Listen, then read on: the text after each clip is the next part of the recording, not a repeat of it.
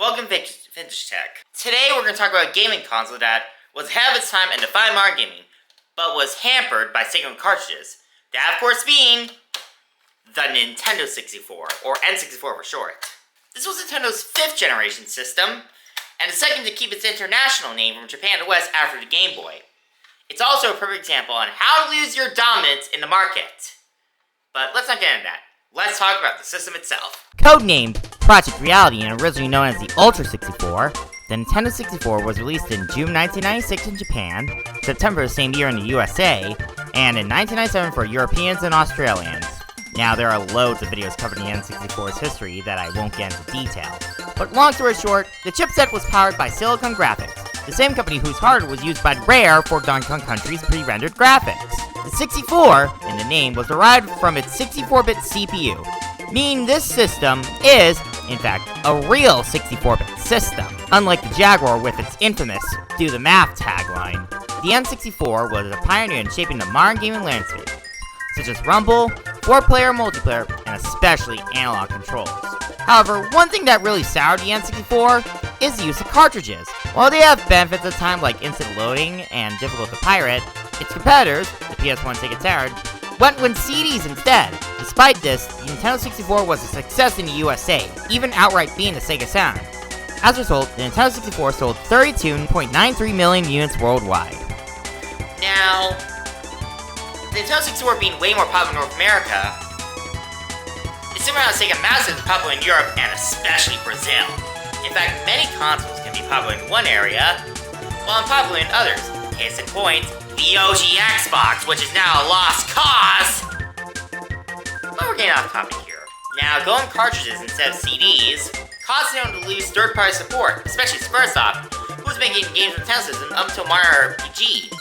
I mean, they still do make games with Nintendo systems, just not for the N64. Despite this, Nintendo 64 still got third-party support, though it was a bit hampered by used cartridges and the elephant in the room. That we'll address later. For now, let's talk about the system.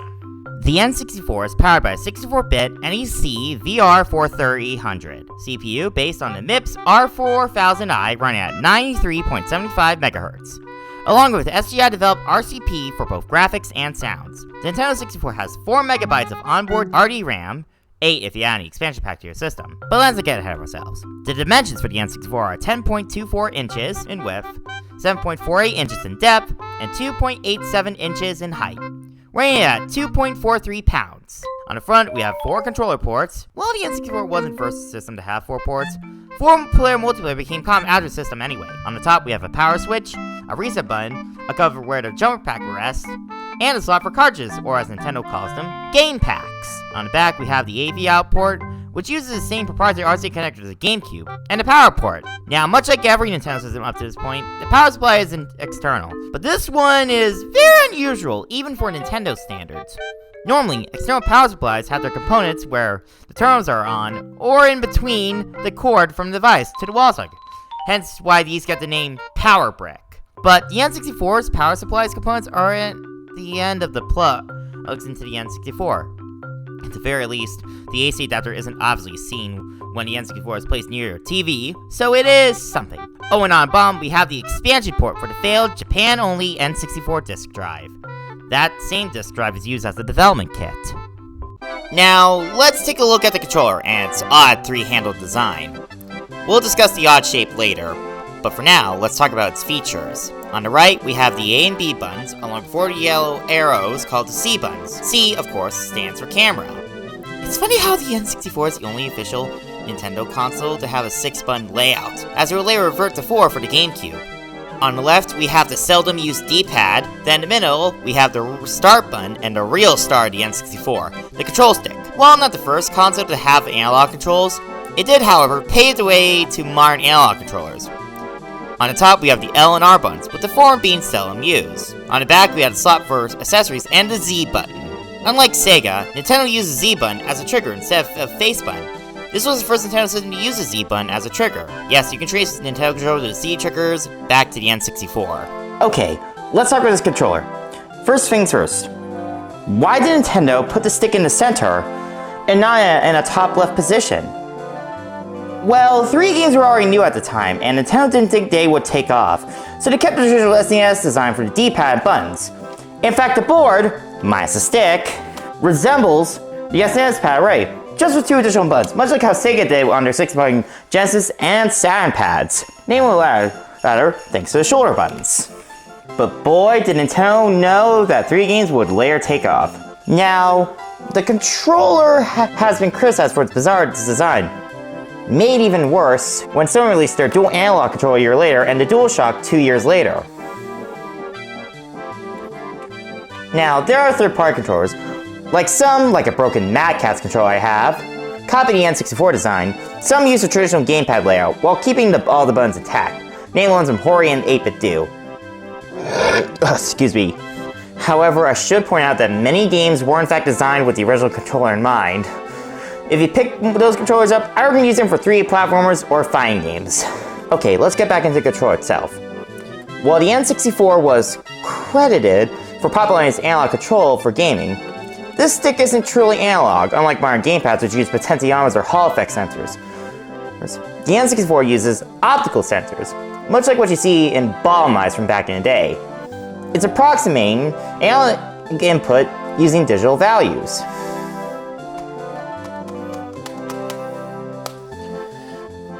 Now, unfortunately, due to the stick being made of hard plastic, you're basically rubbing plastic on plastic, which can wear down the optical sensors. And one N64 controller I have suffered his fate. If your N64 has that fate, it's best you get a replacement stick. Some are replicas of originals, while others use a GameCube style, etc, etc. Now with that out of the way, let's jump to the real reason why the N64 has 3 handles. There's no standard way to hold the N64 controller.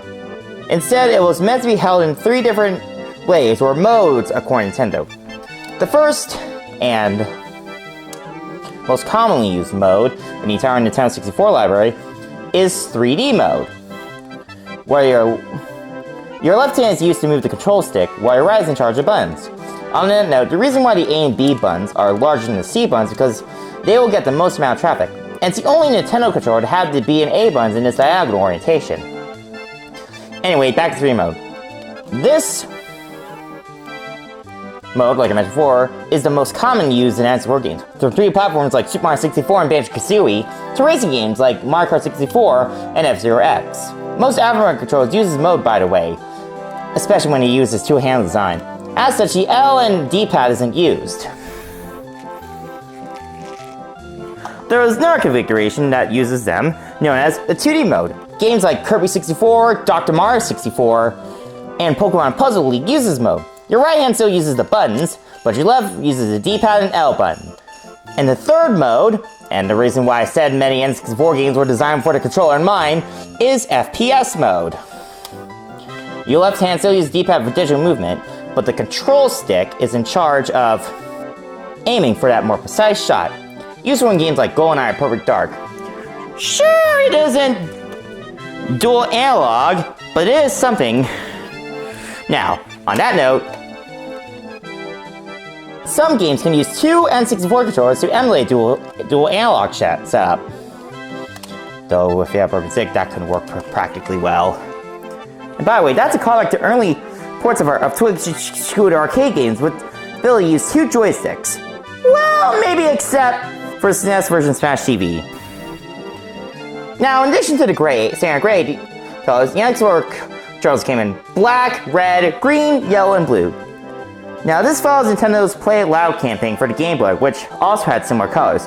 Now, there are more colors than those, of course, but we'll get into those sometime later. While we're on the subject of the controller, we're going to talk about the 3 accessories that are put into the controller in quick succession. The first, and in my opinion, the parasite to third-party games on the N64, is the N64 controller pack, which is a memory card, much like its competition. This one is used to save data, much like what you expect. But as the name suggests, it was put in the controller instead of the console, much like Sega and Sony. Next up is the N64 transfer pack, which allows transfer of data from compatible Game Boy games into their N64 counterparts.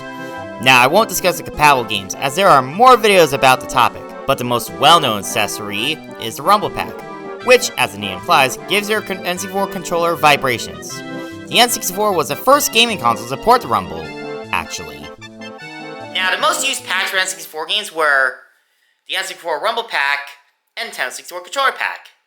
Now, what is that elephant in the room, you may ask? Well, the Nintendo 64 Controller Pack. Of course. This pack, like I mentioned before, is used as a memory card. Now, all the first-party software has battery-backed save data. So what for Nintendo intended was for additional data that couldn't fit on cartridges should be stored on a controller pack, like Ghost data, Mario Kart 64, for example. Now, unfortunately, due to the cost of cartridges, many third-party devs forgo the save on cart route and opt for controller packages to save as a requirement save data. And that is a bit of an issue for third-party games. Even worse if they also support the Nintendo 64 controller pack, because get this, these packs were not designed to be hot swappable. So you can either have Rumble or save your game, not both at the same time. Fortunately, Nintendo offered to remedy this to devs by allowing specialized code that allows the players to change packs when instructed. This is why later third-party N64 games, as in the ones that require the controller pack to save game data while supporting Rumble, feature these message prompts. Now, I should mention one thing about the N64 Transfer Pack. Its most well-known use is in Pokemon Stadium games, which this thing came bundled with the first entry. Not only you can import your captured Pokemon from the 8-bit mainline games from your PC box and use them in battles, but also you can also play said 8-bit mainline games on your N64.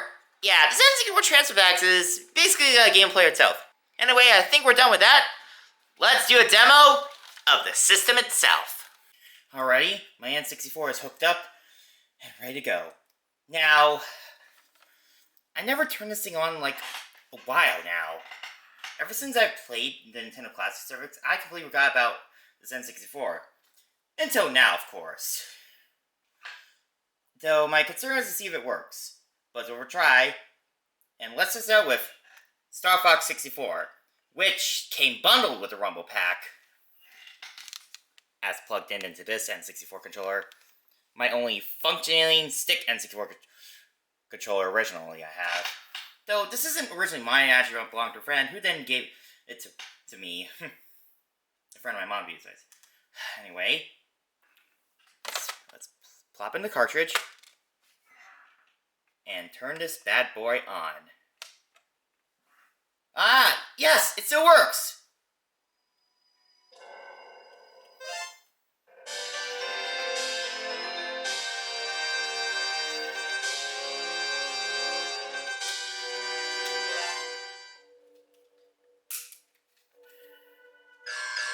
Let's try that with the main game.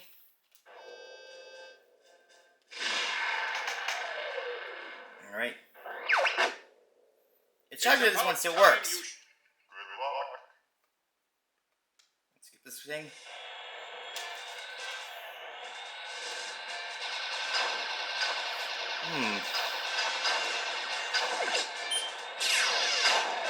Yeah. Oh, that vibration. Flippy, get back here! Flippy, watch out! Don't be on your tail! Whoa! Thanks! I thought they had me. Oh, you should. Alright.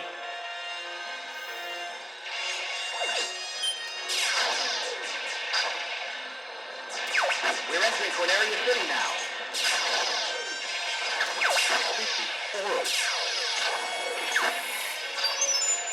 Oh, silver ring. Everybody stay alert!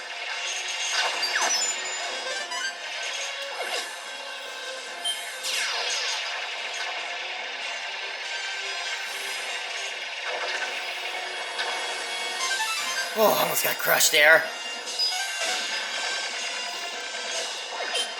You've got an enemy on your tail! Use the foot! Ah!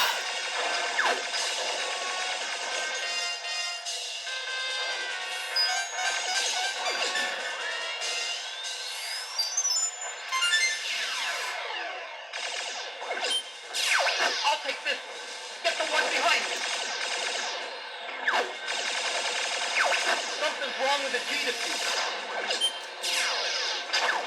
Use the booster tape! I guess I should thank you. God. And of course. Do a barrel roll! Come on. Come on.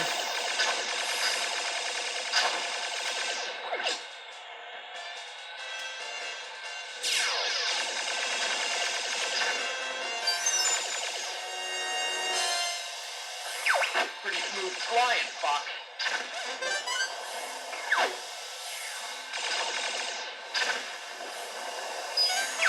Follow me, Fox. Oh! Falco, Oh. where are you going? Alright. I think that's it for this testing function. But surprised to see that it still works all those years later. Wow! I'm surprised this thing still works after all these years! Even when I was focused on the Nintendo Classics app for Switch. Or Switch 2 in this case. But then again, old systems are built like a tank, so yeah. Anyway, let's talk about two very important N64 accessories. I say important because since I know there are more than these two, but some are alternate controllers, namely ones that put a control stick on the left, or are made for a Nintendo 64 disk drive. And actually, one thing I should point out is that, you know the N64 intro I used as a title card for this episode? That's actually from the Nintendo 64 disk drive. Yeah, it's not a fan-made animation, it's an official one. Anyway, someone should do a Nintendo 64 accessories video someday. But for now, let's talk about the Nintendo 64 expansion pack. The N64 expansion pack, as the name suggests, increases your N64 memory from 4 MB to 8, and is placed in the N64 placed in a jumper pack. In fact, a special tool is included just to remove said jumper pack. Now, this wonders why a jumper pack was pre-installed in the first place. As far as I know, it only contains 0 MB of RAM, and its sole purpose was to make sure the console powers on due to a little looping bug, I think. Now, expansion pack can double as a jumper pack, so no importance is lost. Now, the 30 or so titles that support the Nintendo 64 expansion pack, 3 of them were required. Donkey Kong 64, which includes the expansion pack, The Legend of Zelda Majora's Mask, and Perfect Dark. The rest are optional, but will enhance the experience, namely resolution buttons. The other known one is the Nintendo 64 VRU, or Voice Recognition Unit. The VRU is plugged into controller port 4. Then a mic is placed, plugged into said VRU via a 3.5mm audio jack. Then the microphone is placed on a clip. Said clip is put on the N64 controller, allowing you to save your hands from holding one. The only downside is the VRU was intended for high-pitched voice, so that one has a design flaw. Anyway, those are the 2 important N64 accessories I want to discuss. Now, let's do the gameplay captures. Now, I've captured 5 games with commentary using the Nintendo 64 app for Switch and Switch 2 using OBS and an Elgato capture device, complete with CRT filter for a nostalgia feel. And actually, I also played them with this replica controller that was official for that you can buy for NSO members. Just for that better nostalgic feel. Plus is to make sure all the games played were meant to be played. Namely, the first-person shooter Goldenete. Sorry for the spoiler. As for Montage, while CRT filter will be available, I use said system's capture feature and upload functionality to get the footage as easy as possible. Now, a quick disclaimer, I actually captured them first in order to save myself some time and trouble. Mainly as a just in case if my Nintendo 64 doesn't work, which we know it did. Anyway, let's go. So this is Super Mario 64. This was actually one of the 2 launch titles for the N64, alongside Piloting 64. Yeah, the launch in North America was a bit small, but Super Mario 64 was a killer app, and defined how a 3D platform should be made. this game really defines 3D gaming as we know it today. Anyway, as you can see, we have the Mario head shown on front. At least it's better and less creepy than the Mario teacher's typing one. Anyway, now this one actually later got released in Japan as... Well, I'll say, the Japanese version got updated to be compatible with Rumble Pack, along with some other features. That one's no Shindo Tactile version. Alright, we got...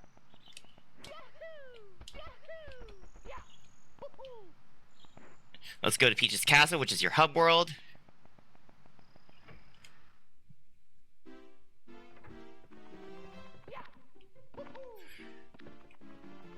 Now I have 8 stars. Let's go to Bob. Let's go to Bob on Battlefield. Yeah, shoot to the island in the sky.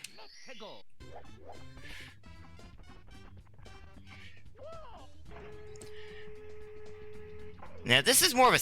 Now, unlike later Mario games at this point, this one doesn't use the power-up system, nor has a time limit. Instead, it has something called a health bar. Ahem. This one has something that's called a health bar. You see what I mean?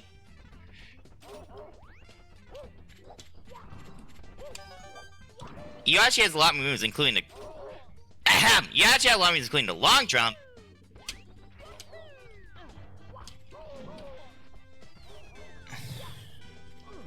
the triple jump,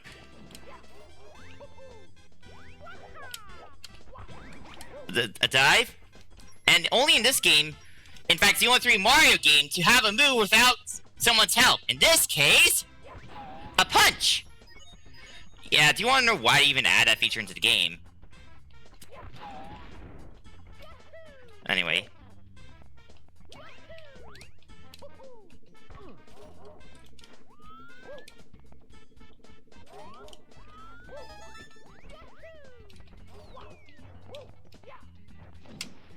We're going to the cannon.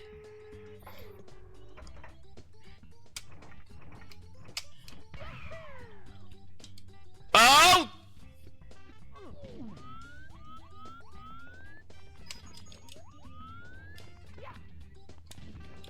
Oh, there's a cannon over there. Let's go ahead and...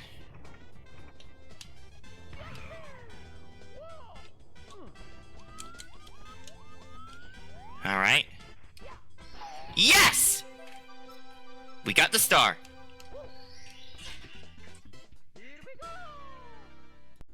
So this here is Star Fox 64, which is a game you saw in the when I was testing my N64. Let's see if it still works.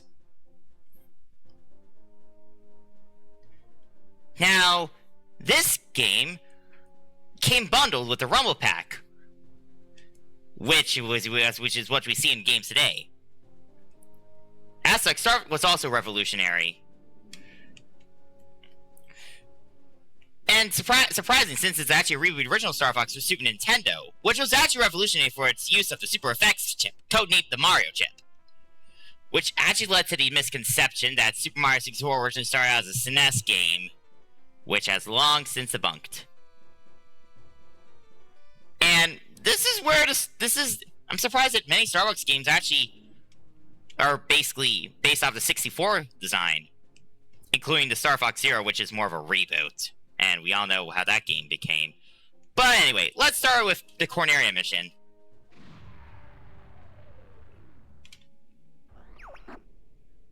It's about time you showed up, Fox. You're the only hope for our world. I'll do my best. Andros won't have his way with me. Good luck.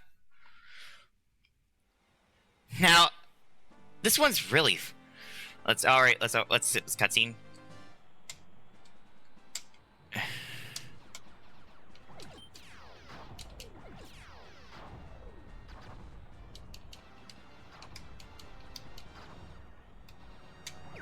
Flippy, get back here!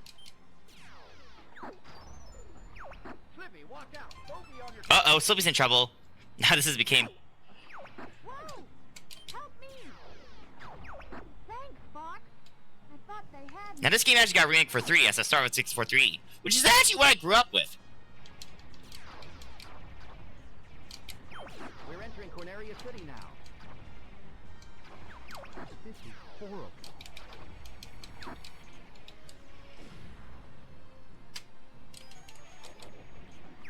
Everybody stay alert.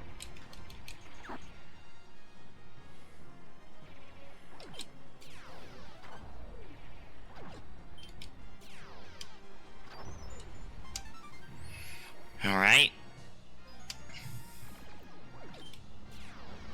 You've got an enemy on your tail. Use the brake.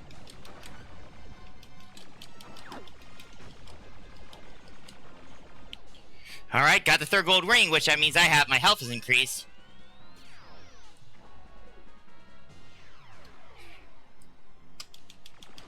I'll take this.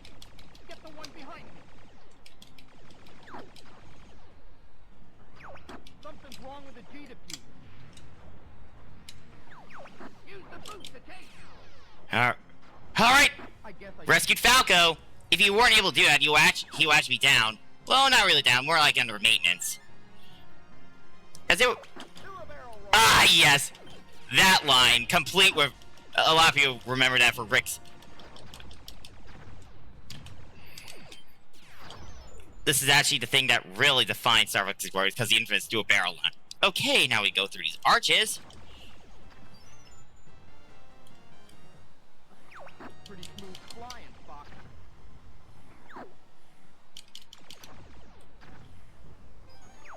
Follow me, Fox. And yes, this is why I kept Falco alive in the early segment. Falco, where you going? I found the target. Try to keep up. And, oh right, this game actually had voice acting. This is actually the first Nintendo franchise to feature said voice acting. Time for a little payback.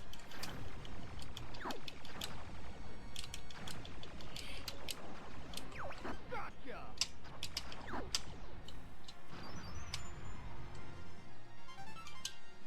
And, enemy alert. I said, Someone wants to play. Incoming enemy from the rear. Drop altitude. alright, it's the... attack carrier. enemy shield analyzed.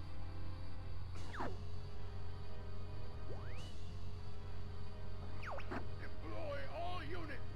Charge! I've got a present for you. That's it, Fox. Aim for the open spot. Shoot, I'm taking. That's it, Fox. Come on. Yeah, it's working. How you like this, punk?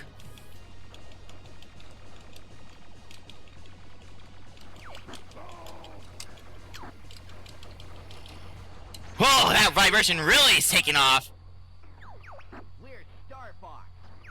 You'll never defeat Android. Whoa. Alright, stage clear.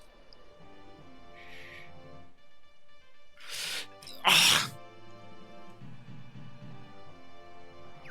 We're heading out. All aircraft report. You did it! I was worried for a moment. You're becoming more like your father. I'm fine. You okay over there, Fox? Ah yes, extra life. So this here is Banjo Kazooie, one of the games that Rare actually made for the N64.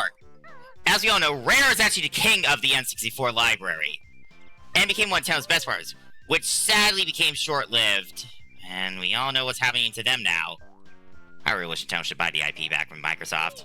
Seriously, Xbox lost cause. Anyway! The first game involves Banjo rescuing his sister, Tootie, from the witch Gruntilda.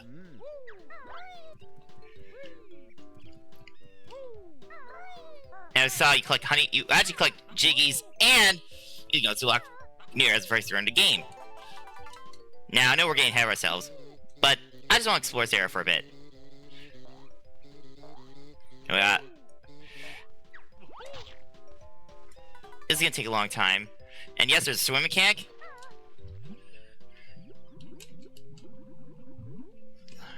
And we all know swimming... having its air...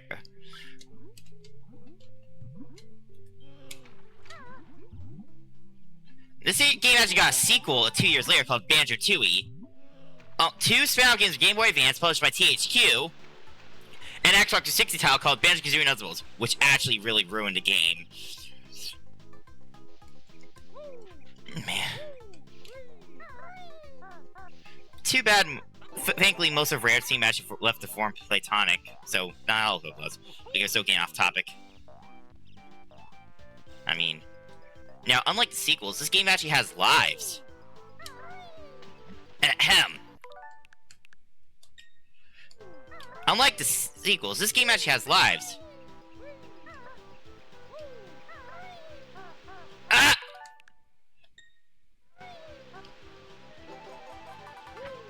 Come on, Ah, yes!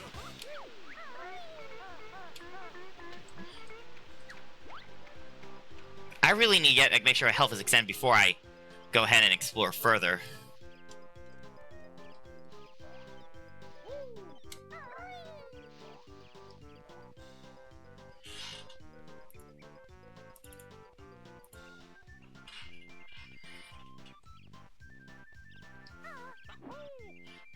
Yeah, you can do a backflip.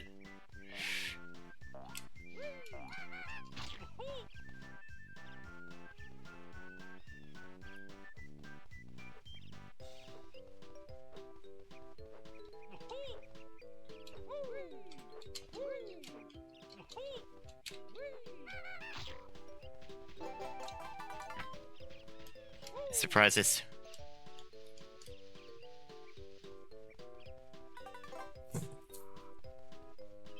Alright, we gotta destroy these rocks.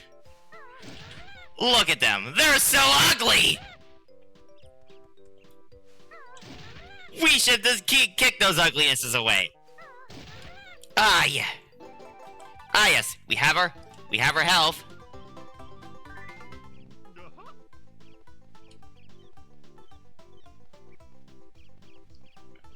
Alright, now let's go to the top of Spiral Mountain.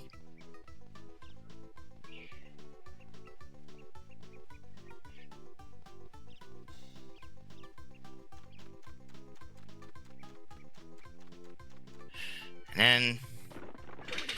This is Bob. We met with Bob's Mo earlier.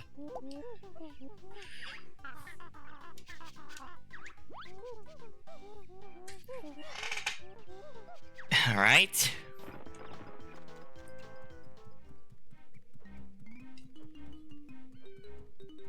Let's enter the lair.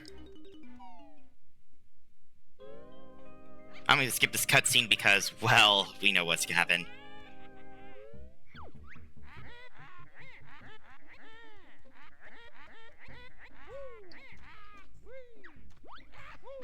Oh, that witch! Yep. These jiggies are actually like your stars, which I mentioned before, they unlock new areas and let you progress further into the game. Alongside music notes.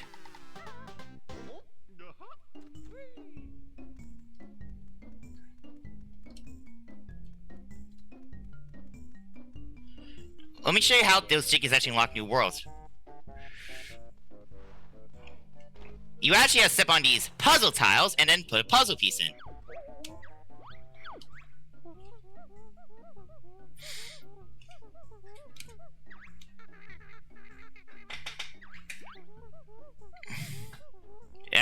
I know.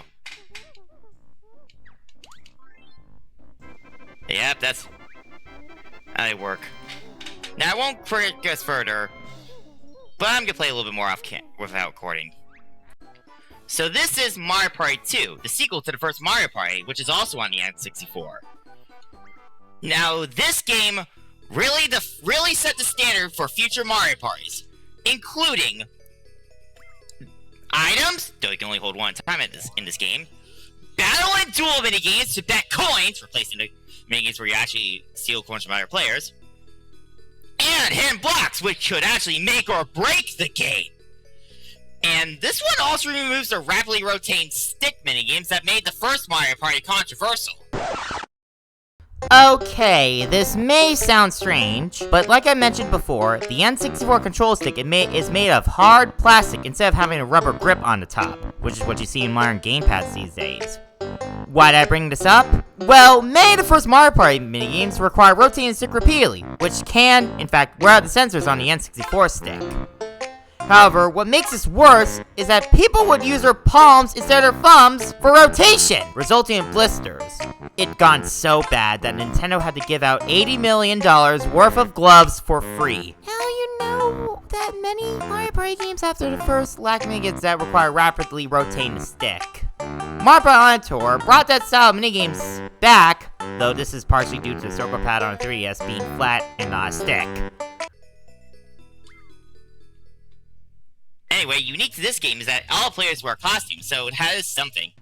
I'm playing as Yoshi right now, and we need to hit the dice. 1! 3 coins. So Mario's up 2. He rolled a 7. In the launch of Working, you have to get stars by paying Toad 20 coins. Ah yes, the Cooper Bank. Every time you pass by it, you actually lose coins. Coins. There's Wario.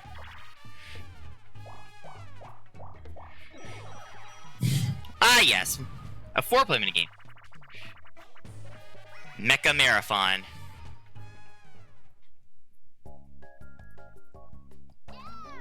Ah yes, this is actually inspired by one of the toys in the first Mario Party, which requires a rapidly rotating stick. Also, kind of only tries, but I actually like this thing.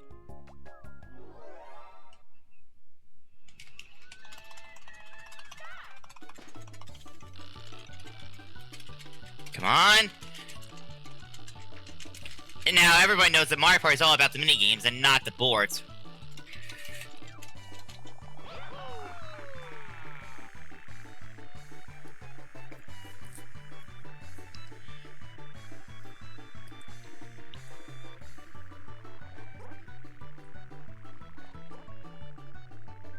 Ah! New record!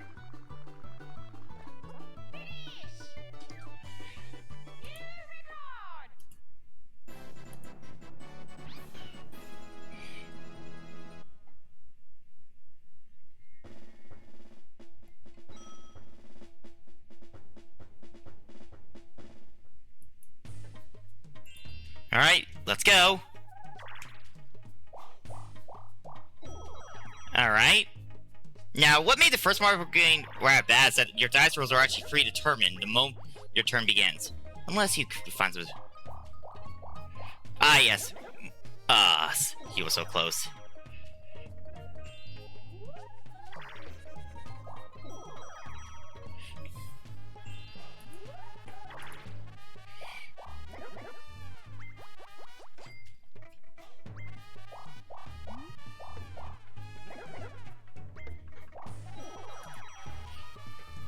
Ah, yes, it's another 4-player minigame.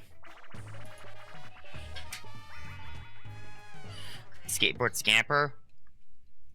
This is now the second Mario Party actually had repeats of the first Mario Party minigames.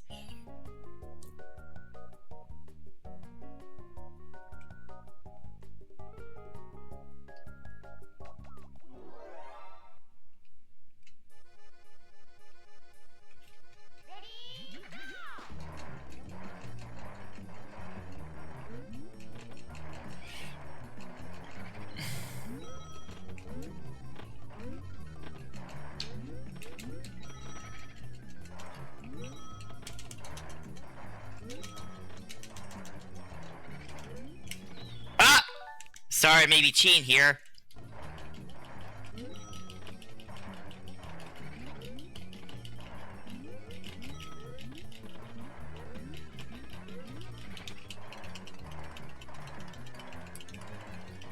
Oh, Luigi won. Yep. He should have won by doing absolutely nothing in this minigame, but oh well. Ah yes, this is the game that defined the Nintendo 64, and that is Goldenete 007. Now, this is actually one of the greatest FPS games ever made. and defined what makes how an FPS could work on consoles.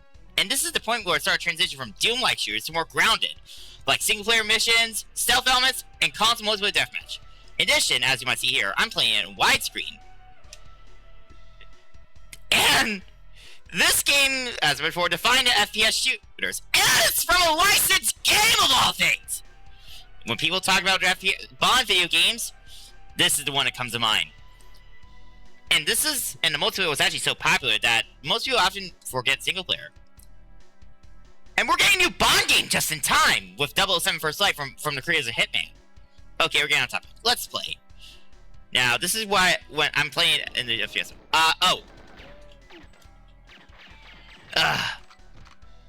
Okay. Alright.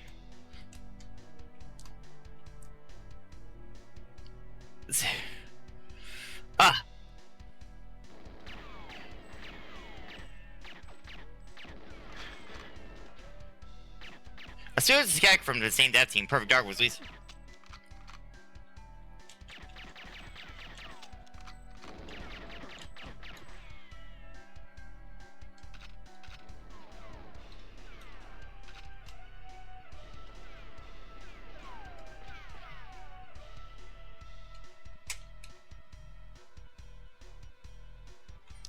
We need to take a look at controls.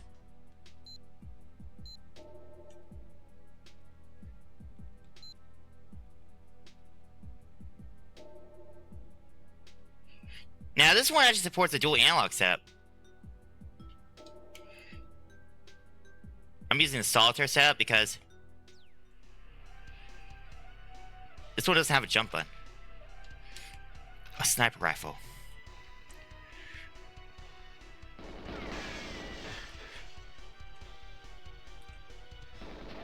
Oh. Haha, how do you like that, eh? Alright. Press the B button to reload. Oh, we're going the wrong way.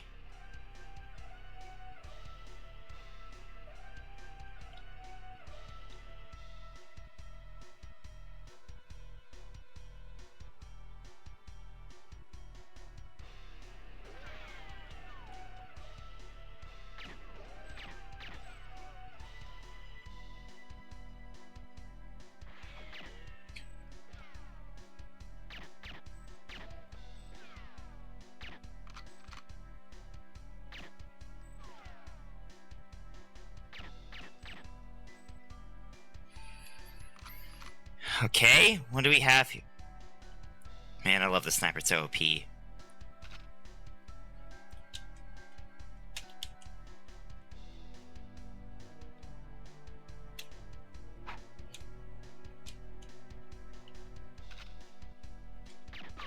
Oh, just some armor. Body armor, of course. Up! Oh, yeah, guys, you break the glass. Huh, that's actually fun. Look at those barrels, they're so explosive.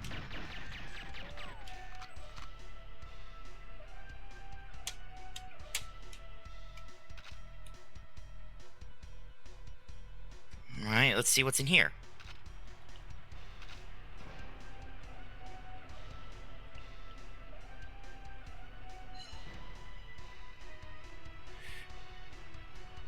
Come on.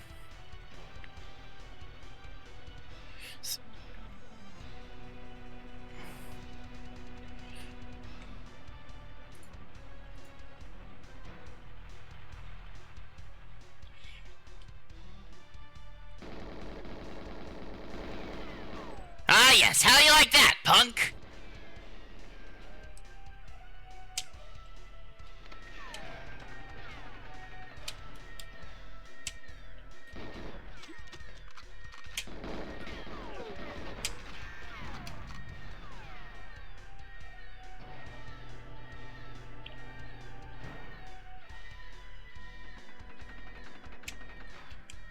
Oh, we're trapped.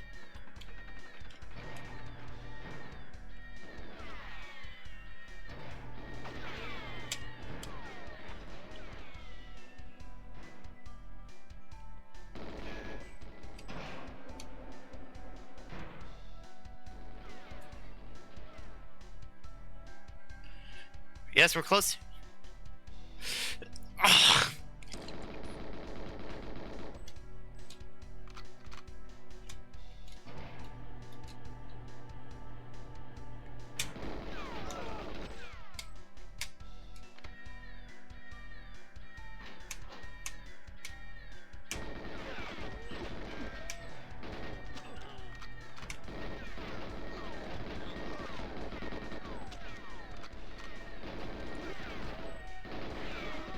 Alright, how you like?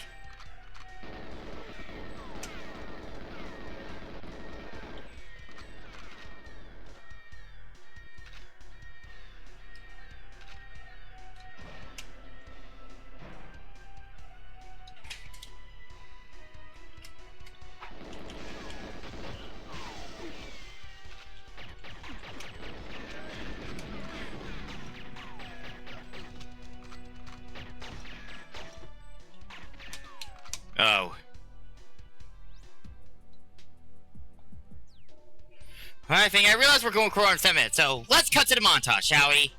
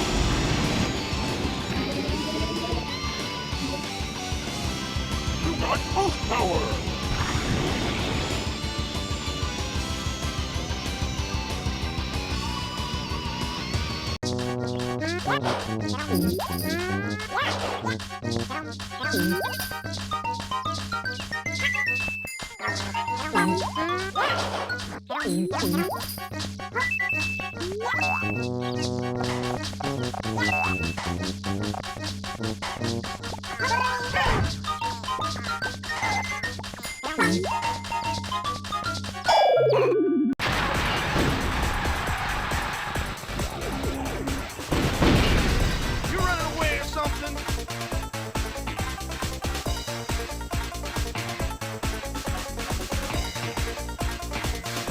Warning!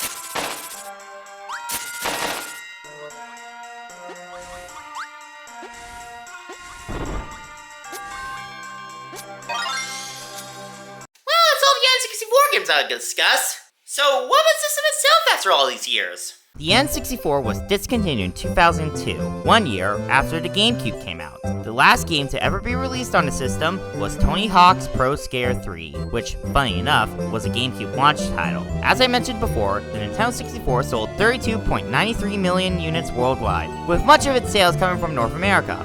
Well, not very well in Europe and Japan. Even worse for the latter when the N64 DD came out and was a big flop. Despite this, the N64 was ahead of its time with analog controls, rumble, and 4-player multiplayer. Many franchises and classes got their debut on the N64, including Banjo Kazooie, the Turok games, 1080 Snowboarding, Custom Robo, and Animal Crossing. Both were originally released in Japan. Not going with C's as a contributing factor, Nintendo 64 released only 388 officially released games, making this the third smallest library for any Nintendo system behind the Virtual Boy and Pokemon Mini. The N64 does have the honor of the smallest library of any Nintendo home system to date. Yeah, surprised that one of the most casual gaming franchises got its start on the N64, as a Japan exclusive for a time. In fact, it was later ported to the GameCube as Nintendo's successor, the GameCube, as Animal Forest Plus, which was later released internationally as Animal Crossing. Normally I would end this episode, but we got a bit ahead of ourselves. Later in the system's life, Nintendo released several color variants of the N64, usually with translucent color due to the clear craze fad of the late 90s, known as the Funtastic line. Those translucent colors include Jungle Green, Ice Blue, Grape Purple, Fire Orange, Smoke/Clear Black, and Watermelon Red, all of it which were released worldwide. Those variants also came with matching controllers. The same is true with the remaining variants I'll talk about next.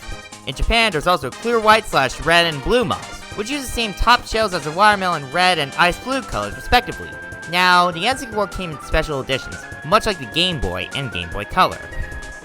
This gold one was a Toys R Us exclusive in North America, came with two matching N64 controllers. This variant was also used in Japan as a standard N64 color variant. There's also this custom Pikachu themed N64 that is very elongated to accommodate Pikachu that's welded on. Pikachu's right foot is the reset button, while a Pokeball acts as a power switch. This one is very common in Europe due to the Pokemon craze, whereas it was rare in North America. Especially new old stock due to the fact that a majority of them were released as a bundle that includes a Hey You Pikachu, the VRU, and the Pokemon animated stopwatch.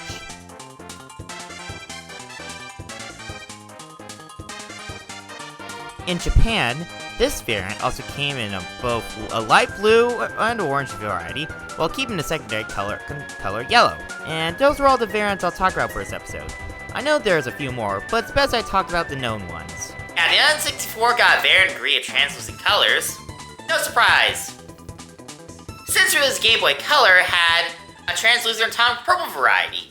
Now, this one is the teal model that's modeled with backlight, but you get the idea. People would shell swap Nintendo 64 controllers to make their own color combinations like gray, black, red, blue, etc., etc. Also worth mentioning is the iQue player released in China.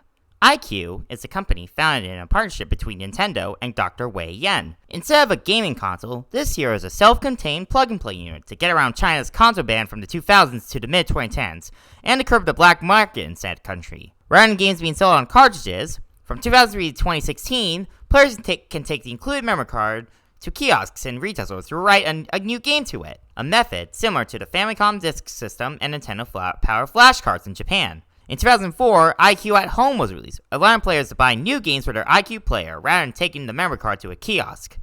Only 14 games were available for the iQue player. Games include Super Mario 64, Super Smash Bros., Mario Kart 64, F-Zero X, and Dr. Mario 64. That last one was included with the iQue's memory card.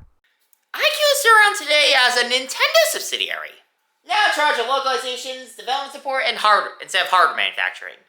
Now, the iQue player has the control stick in the top left position to the center. No surprise, since the majority of the Nintendo 64 library uses 3D mode anyway. Anyway, guess that's it for this episode of VintageTech. Next episode, we're going to talk about the Mattel Pixter. Also, special thanks to Crispy Toast for doing this art piece that was made specifically for the thumbnail in mind. I actually commissioned him to do it. Anyway, don't forget to like and subscribe and ring the little bell to notify me about my latest video. I'll see you later.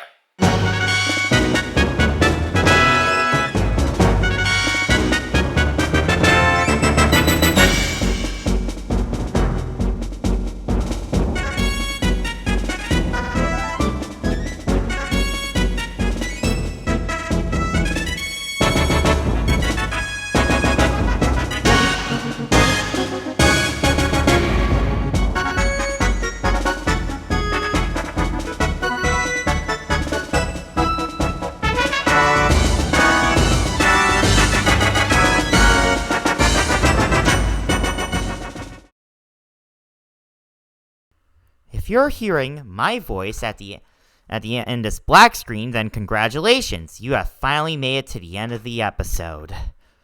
Now, sorry if I'm not using my camera because, well, the episode's already long enough and I don't want to waste any more time.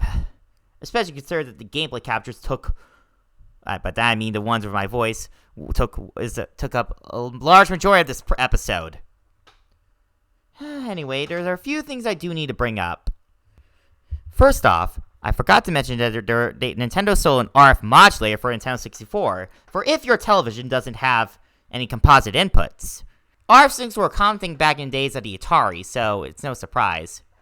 Now, RFs was a bit of a complicated mess, so yeah, I recommend avoiding this accessory. Secondly, the N64 cartridge shell has these notches in different positions. North American one has notches to the edges of the cartridges, while Japan and Europe has notches before the lines. Now, it's easy to play Japanese games on a North American system and vice versa because they both use the same NTSC standard. But PAL is not compatible due to different refresh rates. Anyway, this is completely off topic, but I just realized you can add snap markers into the actual clips in a timeline in Magix. Which means this could make things a little bit easier and to get everything in sync. So that's all I have to say.